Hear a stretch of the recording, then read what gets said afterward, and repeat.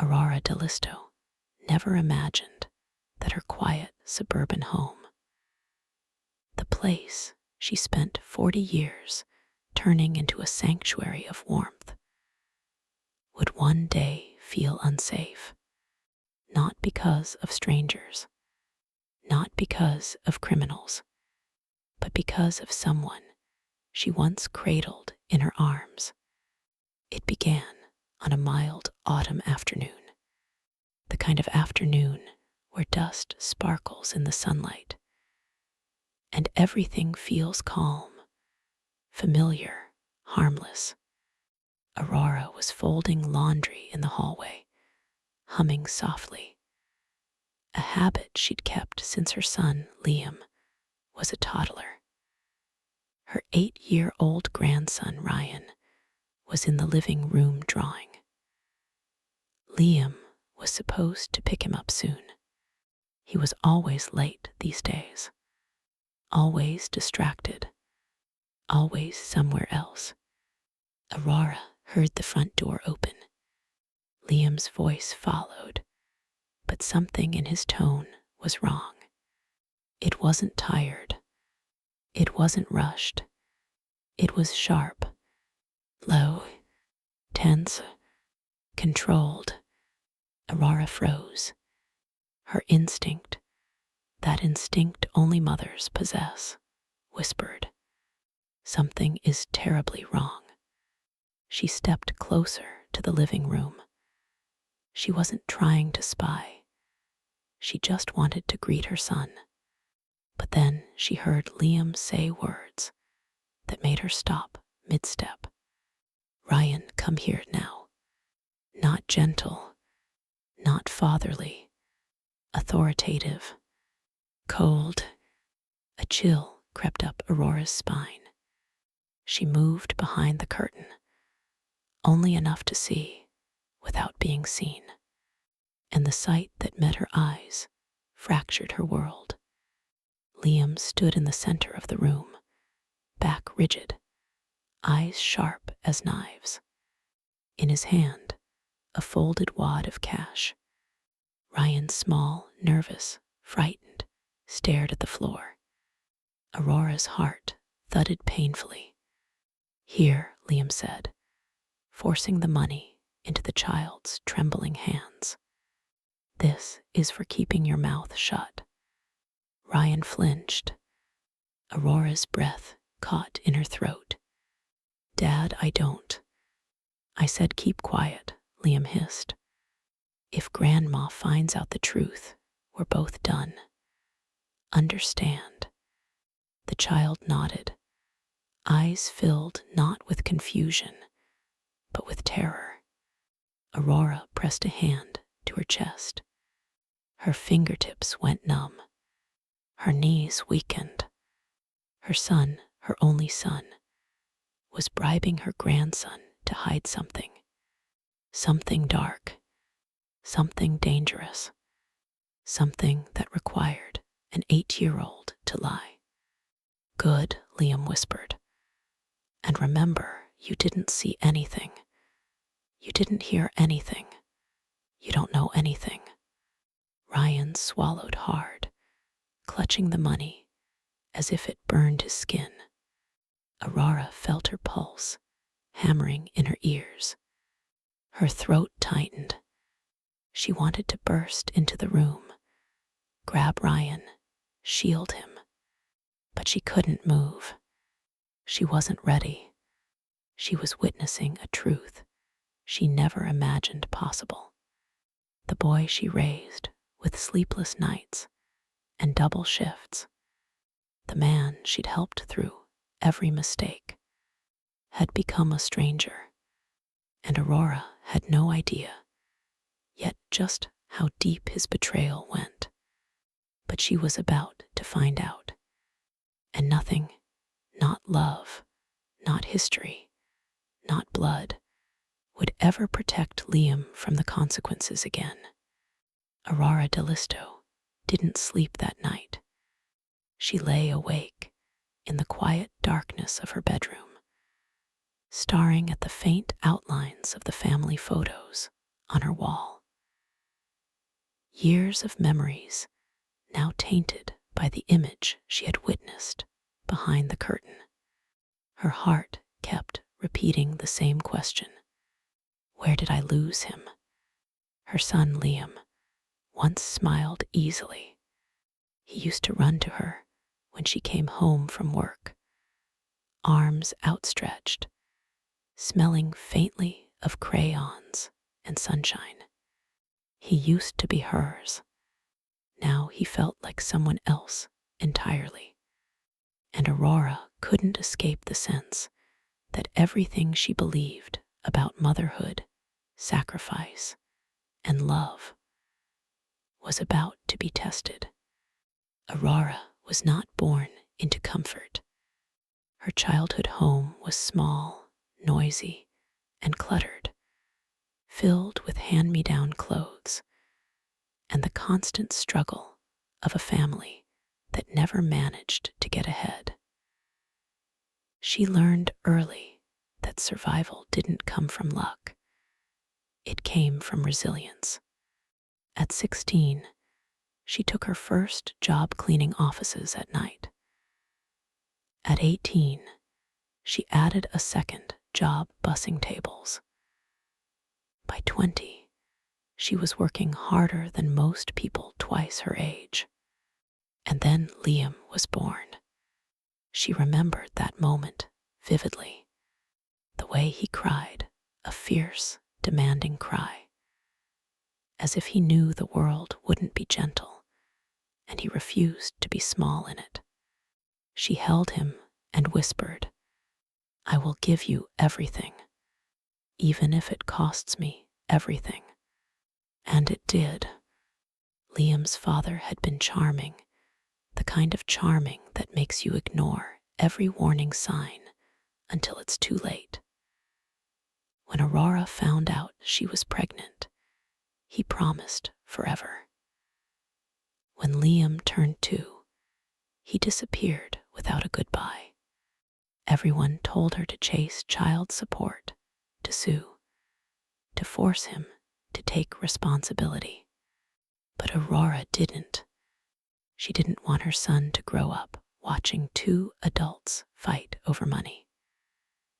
She didn't want Liam to feel like a burden someone else had been forced to pay for. So she raised him alone. She worked and worked and worked. She took extra cleaning shifts. She repaired shoes. She learned to cook the cheapest meals in ways that still tasted like home. Every dollar went to Liam's future. Every sacrifice felt worth it. She bought him toys on clearance, hid them in the closet for months, then presented them on holidays as if they were new. She saved coins in a jar labeled Liam's college fund. She believed, truly believed, that if she gave him love, stability, and opportunity, he would grow into a good man. And for years, it seemed to be true. Looking back now, Aurora realized the signs had been there long before the money, long before the lies. Liam had always been ambitious, a little too ambitious. At 12, he sold snacks at school for profit. Nothing wrong with that. But he would guilt-trip classmates who didn't buy from him. At 14, he borrowed money from Aurora's purse without asking. He apologized. She forgave him. He cried. So did she. At 17, he lied about where he was at night. At 19, he dropped out of college and blamed the professors, the school, the world, never himself. Aurora always told herself, he's just stressed. He's young. He'll grow out of it. But he didn't. Instead, the world taught him something dangerous. Manipulation works. Crying works. Guilt works. His mother always forgives him. And Aurora, she always did, because to her, love meant giving. To Liam, love meant taking. When Liam met Sarah, Ryan's mother, Aurora had allowed herself to hope. Sarah was gentle, patient, warm. She balanced Liam's sharp edges. She made him laugh in a way Aurora hadn't seen in years. Their wedding was small but beautiful. Aurora wore the necklace her own mother left her, pearls older than she was. She remembered giving Sarah a hug and whispering, "Thank you for loving my son." Sarah smiled, unaware that she was stepping into a storm. The first 2 years of their marriage were stable. Then the stress began. Liam changed jobs 3 times, always someone else's fault. He started coming home late. Money disappeared without explanation.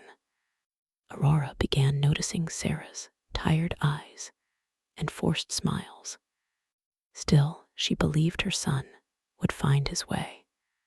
She believed too much, trusted too much, loved too much, and now she feared she would pay for that love.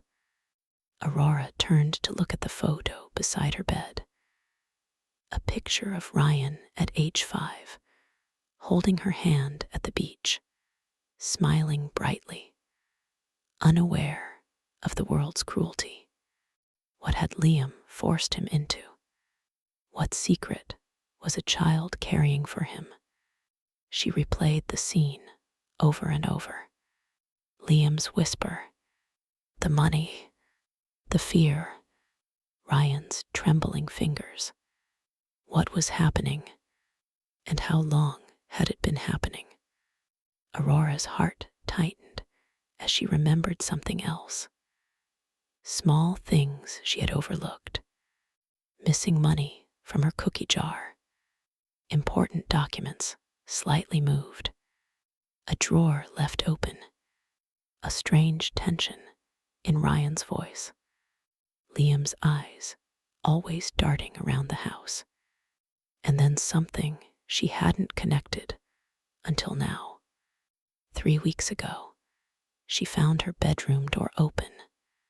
After she was certain she had closed it, her pulse quickened. A chill crawled up her arms. Had someone been in her room? Had someone gone through her things? She whispered into the darkness, "Liam, what have you done?" Aurora woke early, though she hadn't slept. She made coffee, but couldn't drink it. Her hands trembled too much. At 9:10 a.m., the phone rang. She expected Sarah. Instead, it was Ryan's teacher. "Mrs. Dellisto, I'm concerned." Aurora's heart stopped. "About what?" she asked quietly. "Ryan has been acting very different lately. Withdrawn, anxious. He flinches when adults raise their voice. Yesterday, he cried during reading time for no reason." Aurora gripped the counter. "I see," she whispered. "And he said something strange." Aurora's chest tightened. "What did he say?" The teacher hesitated. He said, "Dad told me not to tell Grandma anything, or he'll get angry." A tear slid down Aurora's cheek. The teacher continued, "I don't know what's happening at home, but that boy is scared. And I thought you should know." Aurora thanked her, hung up, and sat in silence. Pieces were coming together. A puzzle she didn't want to solve. Her son was hiding something. Her grandson was terrified. Her home was compromised. And Aurora Dellisto. A woman who spent her whole life being soft felt something awaken inside her. Not fear, not confusion, but resolve. The kind of resolve only a mother who has reached her breaking point can feel. If Liam was hiding something, Aurora would find it, even if it destroyed her. She went to her closet, pulled out the metal box where she kept her most important documents: birth certificate, mortgage papers, insurance forms. Something felt wrong immediately. The papers were slightly misaligned. A folder was upside down. A page was missing. She could feel it. Aurora sat down at the edge of her bed, her breath shaky. Someone had been here, in her room, in her private space. Someone had touched her documents, and she already knew who. A wave of dread moved through her body, like cold water. Then came anger, slow, rising, unstoppable. Not the anger of a woman betrayed, but the anger of a mother realizing her child has become a threat. That evening, Aurora looked at her reflection in the mirror. The woman staring back wasn't just a grandmother, or a caretaker, or a gentle soul molded by years of sacrifice. She saw a fighter, a protector, a woman who would burn down the world to defend the child Liam was endangering. Softness had no place here anymore. She whispered to herself, "You wanted a quiet mother, Liam, but you've created something else."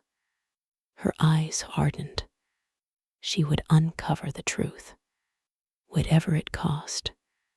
The next week unfolded like a haunting melody, the kind that settles into the corners of the house and refuses to leave. Aurora moved through her days with a strange clarity. Every sound felt louder. Every silence felt suspicious. Every moment with Ryan felt heavy with unspoken truth. She woke early, slept late, and listened carefully to footsteps, to whispers, to the faint crackle in Liam's voice whenever he called. And beneath it all, the same unsettling question repeated. What is he hiding? Ryan arrived 2 days later for his usual after-school visit. Aurora greeted him with a warm smile, but the boy flinched when she opened her arms. He stepped back, not out of disrespect, but out of fear, a quiet, internal fear. Aurora's heart cracked. She knelt down to his level. "Ryan," she whispered, "you're safe here. You know that, don't you?" The boy swallowed hard, shifting nervously. I don't know," he said quietly. The words pierced her like a blade. "You do know." Ryan stared at the floor, twisting his shirt between his fingers. Dad says I talk too much, that I'll get us both in trouble if I'm not careful. He says Grandma asks too many questions. Aurora's breath caught. That didn't sound like an 8-year-old. That sounded rehearsed, planted, forced. "Ryan," she said gently, "is someone hurting you?" His eyes went wide, not with relief, but with terror.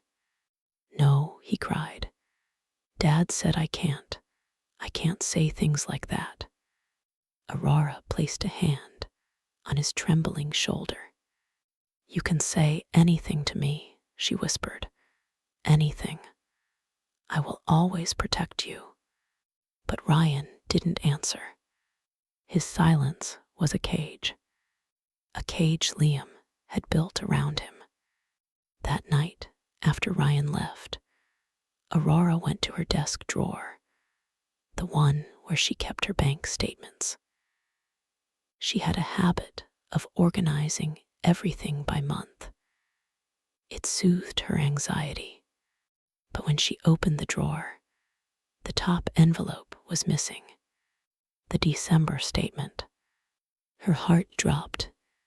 She rummaged through the drawer, then checked the shelf, then the cabinet beside it. Gone, and she didn't misplace things. Ever. Not once in her life. Her breath quickened. That statement contained her account balances, her signature, her deposits. Her hands trembled. Liam, she whispered. The realization hit her like a blow. Someone had taken it. Not a stranger, not a thief. Someone with access. Someone who had already been inside her room. The next day, Aurora's curiosity turned into something sharper, the beginnings of suspicion, the stirrings of investigation. That afternoon, she went to Liam's house earlier than usual to pick up Ryan. She had a key, a privilege she had always cherished. But that day, she didn't announce herself. She stepped into the quiet hallway, heart pounding. Voices drifted from the study. Liam's voice, cold, urgent, threatening. Aurora moved closer, silently, carefully. The door was slightly ajar. She saw her son packing the room, phone pressed to his ear. No, listen, Liam hissed. It's only a matter of time. She doesn't suspect anything yet. Yes, I know she's asking more questions. But I told you, I have her under control. Aurora's breath shook. Under control. What about the boy? A low voice asked from the phone speaker. Ryan knows what to do, Liam snapped. He'll keep quiet. I made sure of that. Aurora pressed a hand to her mouth. And the documents, the voice asked. Already signed, Liam whispered. She didn't even read them. She thinks they're insurance forms. By the end of the month, the transfer will be complete. Her stomach dropped. Transfer? Transfer of what? Her mind raced. Money, property, legal rights. Her knees weakened. She forced herself to step back, quickly, silently, before her son returned to the door. Then she slipped out of the house and waited 10 minutes outside, breathing through the panic until her hands stopped trembling. Finally, she walked in loudly, calling out, Liam, Ryan, I'm here. Liam appeared moments later, smiling faintly, too faintly. Mom, what a surprise. You're early. And for the first time in her life, his smile looked like a mask. That night, Aurora sat alone at her kitchen table, papers spread everywhere, her glasses perched on her nose. She made a list. What she knew. Money had disappeared from her account. A bank statement was missing. Liam bribed Ryan to keep quiet. Someone had entered her room. Liam mentioned documents being signed. He said transfer will be complete by the end of the month. What transfer? What documents? Her mind went to the papers she had signed 2 months earlier. The ones Liam said were insurance updates. Her chest tightened. She hadn't read them because she trusted him, because he was her son. She whispered into the dim light, "What did I sign?" And suddenly she felt sick. The next morning, Aurora called the one person she knew she could trust, her lifelong friend, Margaret. Margaret arrived within the hour, her face lined with concern. "Aurora, honey, what's wrong?" Aurora led her to the kitchen table, pointed to the list, told her everything: the bribery, the missing documents, the phone call. Margaret listened in frozen silence. When Aurora finished, Margaret gripped her hand. "Aurora, this is serious. Very serious. If Liam forged something, if he took something, you need to protect yourself." Aurora's voice broke. "He's my son." Margaret didn't soften. "And he's crossing lines that you can't ignore." Aurora wiped her eyes. "What do I do?" Margaret leaned in. "You become smarter than him. You watch everything. You write down everything. And you don't confront him until you have proof." Aurora exhaled shakily. She wasn't ready, but she would be. She had to be. For Ryan, for her home, for herself. Margaret added, "And Aurora, children who steal from their mothers. They are capable of anything." The words froze Aurora to her core, because deep down she already knew it. That night, Aurora began a notebook, a thick journal she placed inside a locked drawer. She wrote, "Day 1, Liam bribed Ryan. Child terrified. Money missing. Documents missing. Suspicious phone call. Possible fraud. Must investigate." She wrote, "I don't want to believe this, but I must." On the second page, she wrote a promise. "I will protect Ryan. I will protect myself, even if it means protecting us from my own son." And as she closed the journal, Aurora felt a shift deep inside her, a quiet transformation, a turning point. For the first time in her life, she was afraid of the boy she had raised, but she was more afraid of what he might do next. Over the next few days, Aurora noticed things she had never noticed before. A faint smell of Liam's cologne near her bedroom door, a small nick in the lock of her desk drawer, a document slightly out of place, the sensation, impossible to shake, that someone had been watching her. Her safe, warm home now felt like an invaded space, a place where secrets hid behind familiar walls. But Aurora wasn't paralyzed anymore. She was observant.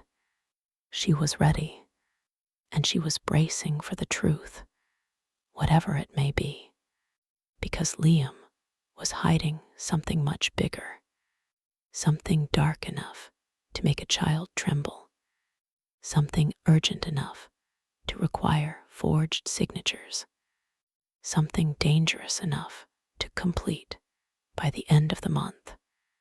Aurora didn't know it yet, but she was about to open the first door in a long corridor of lies.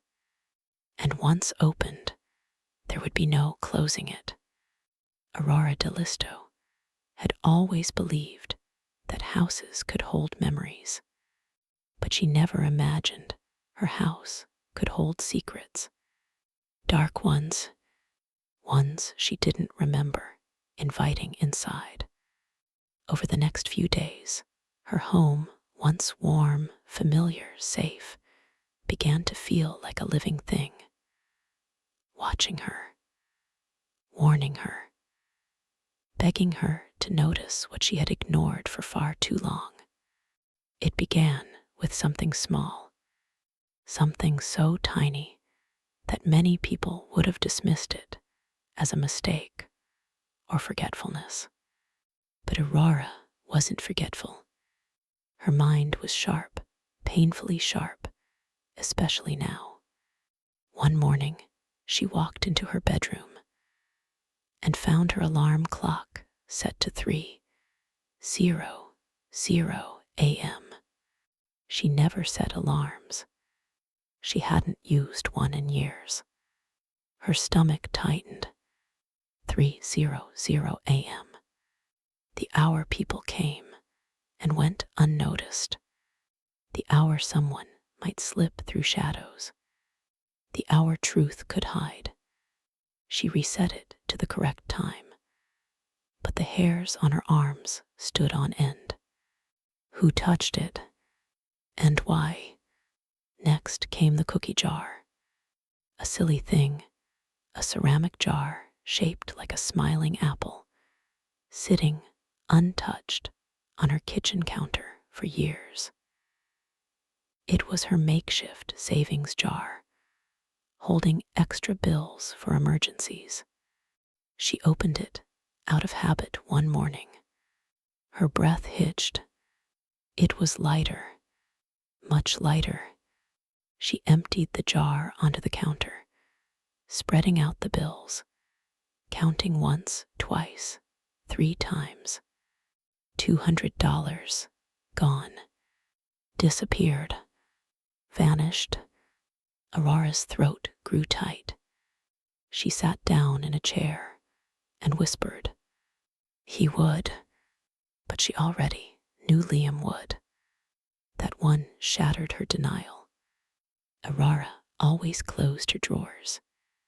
Always. She'd been meticulous her whole life. A side effect of raising a child alone, managing every coin, every paper, every detail. But one evening, as she walked into her bedroom, she saw her nightstand drawer wide open, not cracked, not slightly ajar, wide, as if someone had rifled through it. Her hands began to tremble. Inside, her documents were shuffled. A few photographs lay crooked. A letter from her mother, one she guarded like a treasure, had been moved. Aurora's breath came uneven. Someone had been in her bedroom. Someone with a key. Someone who believed they had the right to touch anything they wanted. Someone who thought she'd be too old, too confused, too trusting to notice. Someone like Liam. Aurora tried to ignore the dread building in her chest, but it was impossible. The signs were everywhere. So when Liam came by that Friday, she decided cautiously to test him. They were in the kitchen. Ryan was playing quietly in the living room, drawing in a notebook. Liam leaned against the counter, scrolling through his phone with zero interest in conversation. Aurora carefully asked, "Liam, have you been here recently when I wasn't home?" His shoulders tensed. Barely, but she saw it. He looked up slowly. "What are you talking about?" "I'm just wondering," she said softly. "A few things around the house have been different." He smirked, mocking, cold. "Oh, Mom," he sighed dramatically. "You've always been a little forgetful. It's okay." Aurora's jaw clenched, rage flickering under her skin. "I'm not forgetful." He shrugged. "Everyone gets confused with age. It's natural." There was a dark satisfaction in his voice. a hidden blade. Her pulse hammered. He was planting seeds. Seeds of doubt. Seeds of incompetence. Seeds he could use later. And she realized then, with a pain sharper than any knife, that this wasn't new. This was a plan. A long, careful plan. Aurora changed the subject, pretending to drop it, pretending to believe him. But she was watching him now. Every expression, every blink, every choice of words. And Liam, confident, arrogant, had no idea. Later that afternoon, Aurora brought Ryan a cup of cocoa. The boy smiled, a small, sad smile. And when he reached for the cup, Aurora saw it. A faint bruise on his wrist. Her throat tightened. Ryan's sweetheart, what happened here? He instantly pulled his hand back. And nothing. Aurora's soul lurched. Who did that to you? She whispered. He froze. His shoulders shook. Tears pooled in his eyes. Grandma, I can't say. His voice cracked as he whispered. He gets mad. Aurora felt something break inside her. A deep, primal, protective fury. Her son had crossed into danger, into abuse, into unforgivable. She gently placed a hand on Ryan's cheek. Sweetheart, it's okay. You're safe here. But Ryan just shook his head and ran to the other room. Aurora sat trembling. She didn't know what Liam had done. She didn't know what he was hiding. But she knew one thing with horrifying certainty. A child doesn't fear a good father. That evening, when Liam left with Ryan, Aurora received a call from an unknown number. When she answered, a voice whispered, Mrs. Dellisto, it's me, Maya, Ryan's teacher.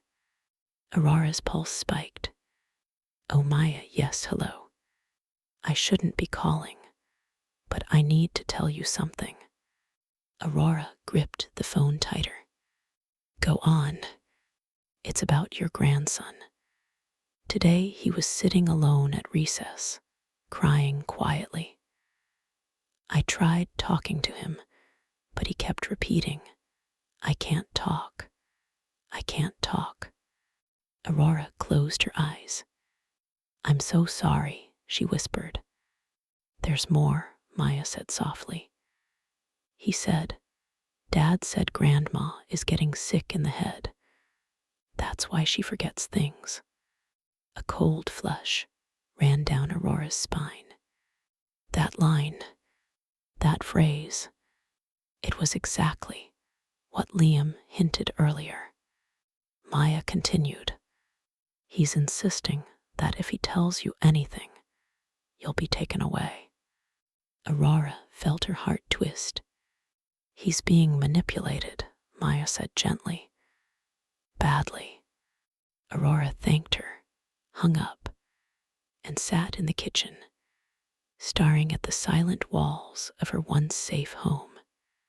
Liam wasn't just hiding something. He wasn't just lying. He wasn't just stealing.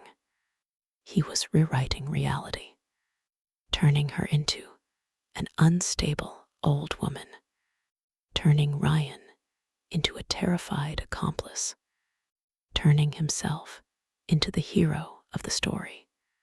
This wasn't neglect. This was psychological warfare. And Aurora finally realized her son wasn't slipping away. He was transforming, and she didn't recognize the man he had become. That night, Aurora couldn't sleep. She sat in the living room, staring at the front door. Every creak made her jump. Every shadow felt alive. Every memory felt like a warning. She kept hearing Liam's whisper from that phone call. She doesn't suspect anything. I have her under control. Under control. He thought she was weak. He thought she was confused. He thought she was blind. But Aurora Dellisto was none of those things. Her pulse slowed. Her breathing steadied. Her eyes hardened. She rose from the sofa, walked to her closet, pulled out a fresh notebook, and wrote on the first page, Day 4. I'm not afraid anymore. Now it's my turn. She looked at her reflection in the window. A quiet, unbreakable certainty settled over her. The woman Liam thought he could control no longer existed. He had awakened something far stronger. Aurora wasn't just preparing to uncover the truth. She was preparing for war. Aurora Dellisto never feared paperwork. She had spent decades handling bills, receipts, contracts, all with a calm, methodical precision. But tonight, paper frightened her because she finally understood. The truth she was about to uncover would destroy whatever hope she had left for her son. The next morning, Aurora walked into her bank, a place she had visited for 30 years. The air smelled familiar. Old carpet, printer ink, warm coffee from the staff room. But today, nothing felt comforting. The teller, a woman named Linda, who had known Aurora since Ryan was born, smiled brightly. Mrs. Dellisto, how can I help you today? Aurora forced a smile and placed her ID on the counter.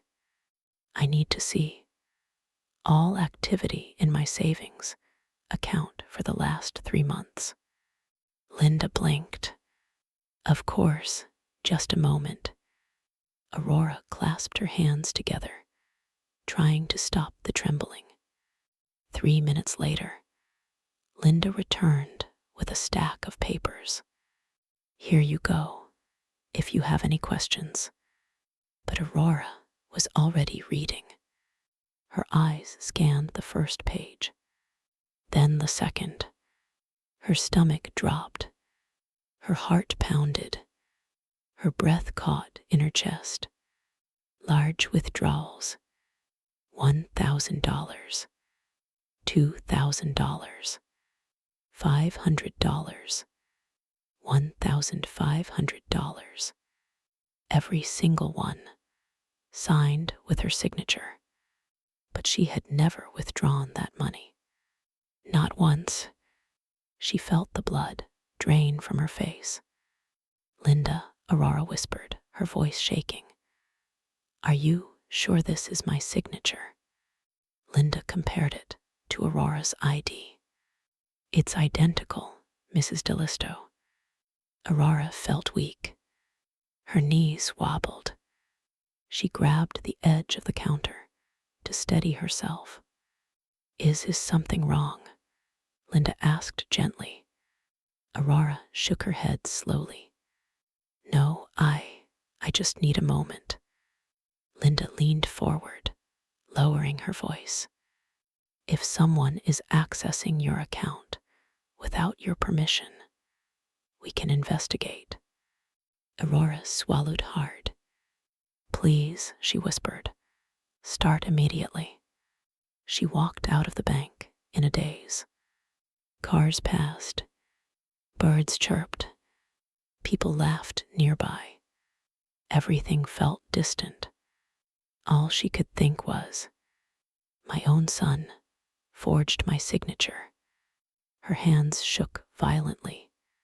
Her legs felt heavy. She forced herself to sit on a bench outside the bank. An elderly man walking a dog smiled politely at her. And Aurora, for the first time in her life, felt like a stranger in her own world. She covered her mouth with her hand. She wanted to scream. She wanted to cry. She wanted to rewind time to before everything went wrong. But she couldn't. She whispered to herself, "He stole from me, not by accident, not by desperation, by design." The betrayal was suffocating, but she wasn't finished. Not yet. That afternoon, Aurora called Margaret. She arrived within 30 minutes, out of breath, still wearing gardening gloves. "Aurora, what's wrong? Tell me everything."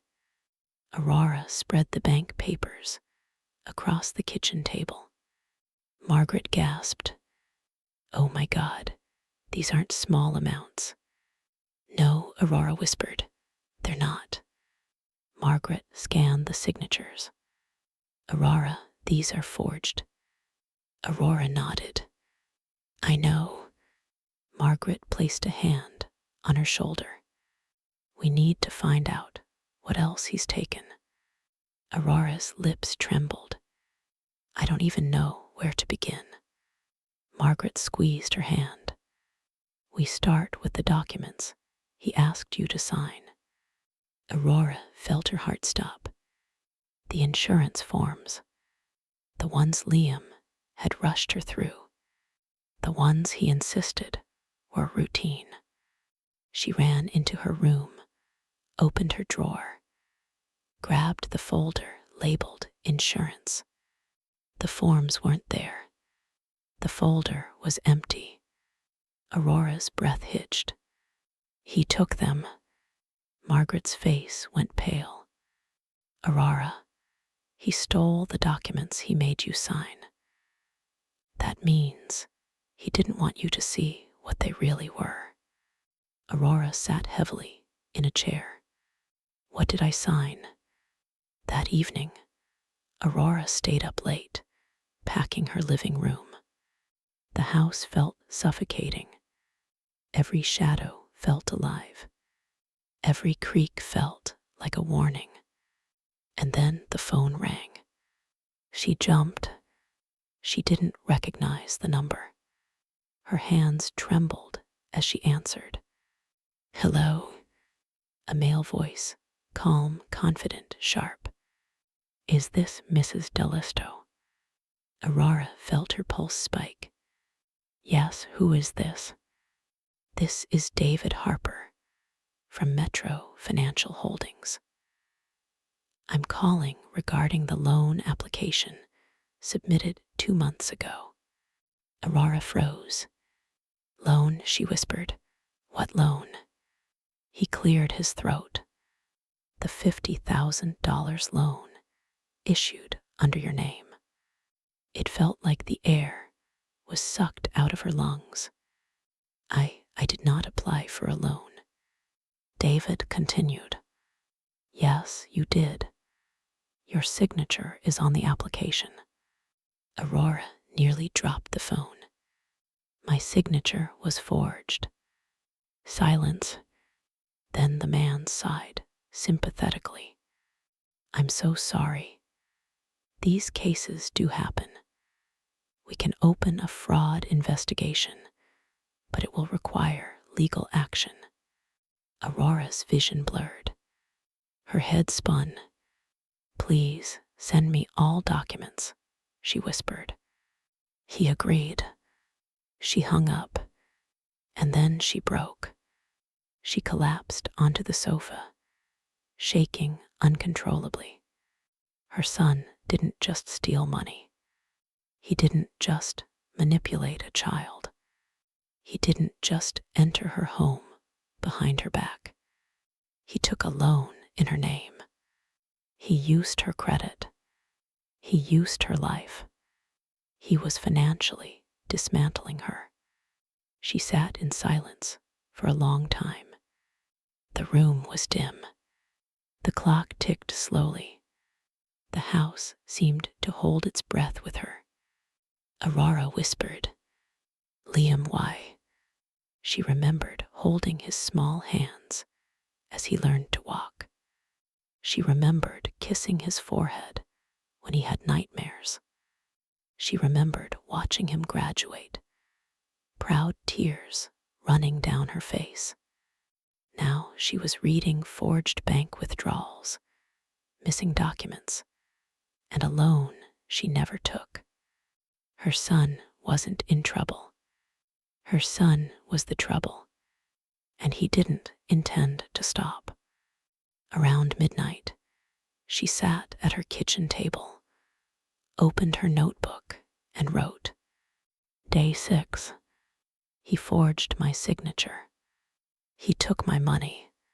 He took a loan in my name. He is hiding something bigger. I must protect myself. And Ryan, no matter what." Then she wrote something else, words that marked the official beginning of her fight. "Tomorrow I find a lawyer." She closed the notebook. For the first time in her life, Aurora did not feel alone. She felt powerful, not because she wanted to be, but because she had no other choice. Her son had declared war, quietly, deceptively, cruelly, and Aurora Dellisto, the woman he underestimated, the woman he thought he controlled, the woman he believed too old and fragile, was about to become his biggest threat. The next morning dawned cold and colorless. Aurora Dellisto didn't sleep, not a second. She sat upright on her sofa, gripping her notebook, waiting for the time to reach 9:00 a.m. Because today she would take the first official step. Today she would seek help. Today she would stop pretending nothing was wrong. Today Aurora Dellisto would fight back. At 8:10 a.m., Margaret arrived without knocking. She stepped inside, breathing heavily, worry etched across her face. "Aurora, you look pale. Did you rest at all?" "No," Aurora said softly. "I couldn't." Margaret placed a warm hand on her shoulder. "Then we move fast. First the lawyer. I know someone." Aurora blinked. "You know a lawyer?" Margaret nodded. "A paralegal for 20 years, remember? I know the ones who are actually good." She pulled out her phone and dialed a number. "Benjamin Hart, please. Tell him it's Margaret Hall. It's urgent." Aurora watched her friend pace the living room, voice firm, authoritative. Margaret wasn't just helping, she was protecting her. Minutes later, she hung up. "He'll see us in 1 hour." Aurora felt a swell of gratitude. "You saved me," she whispered. Margaret squeezed her hand. "No, Aurora, you're saving yourself. I'm just walking beside you." Benjamin Hart's office was located downtown. Tall windows, dark wood furniture, silver accents. Not the place Aurora imagined herself entering in her 60s. But today, she walked in with a spine of steel. A young woman at the reception greeted them and led them into Benjamin's office. Benjamin was in his early 50s, sharp eyes, salt and pepper beard, a demeanor that blended kindness and severity.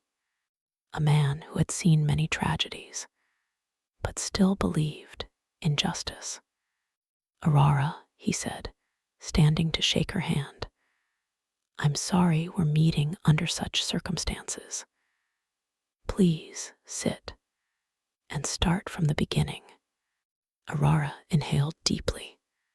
And she told him everything, not the softened, motherly version, not the excuses, not the hopes. She told him the truth, the bribery, the fear in Ryan's eyes, the forged bank withdrawals, the missing documents, the loan she never signed, the phone call she overheard. Benjamin didn't interrupt.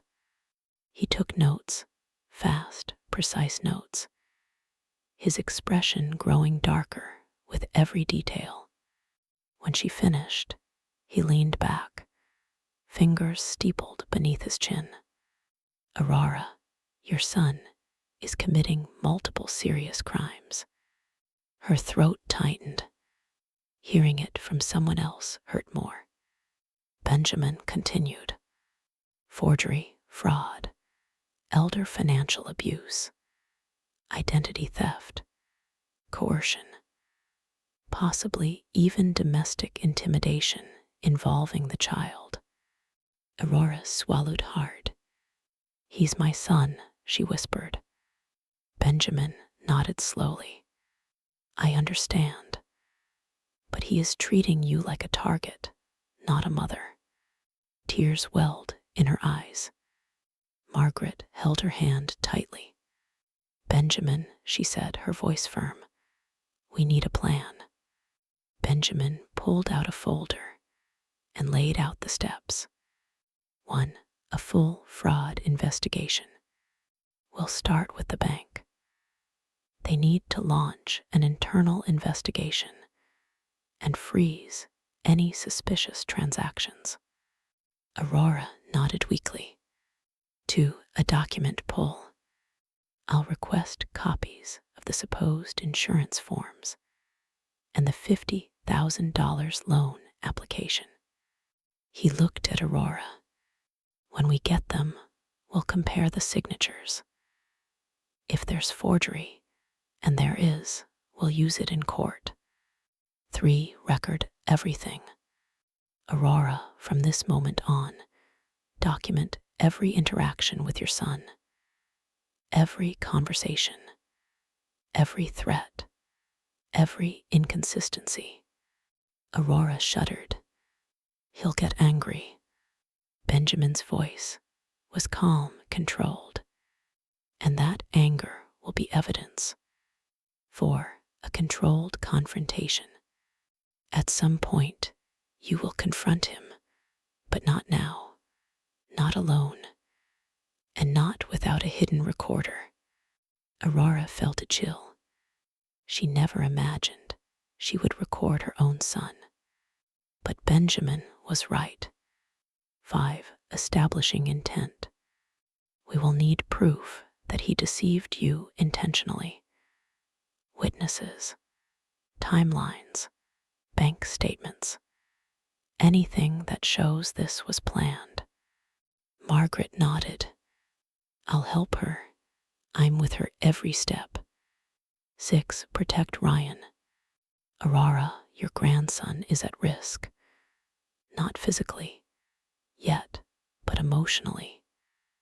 Intimidation of a minor is a serious charge. Aurora's heart ached. I know, she whispered. Benjamin leaned forward. This is not a small case. This is a battle. But if you stay strong, we can stop him before he takes more. Benjamin opened his laptop. Mrs. Dellisto, I need to show you something. He searched her address on a county database. Aurora frowned. What are you doing? Checking property status. Aurora blinked. My property. Benjamin narrowed his eyes. Yes, your house. The screen loaded. Then Aurora saw it. Her breath froze. Her blood ran cold. Her vision blurred. Her house was listed as pending transfer. Her house, her only home, her life's work, her memories, her everything. Aurora's heart hammered painfully. What does that mean?" she whispered. Benjamin looked at her gravely. "It means your son initiated a transfer of ownership. The paperwork is partially complete. The only missing piece is a final buyer signature." Aurora grabbed the edge of his desk.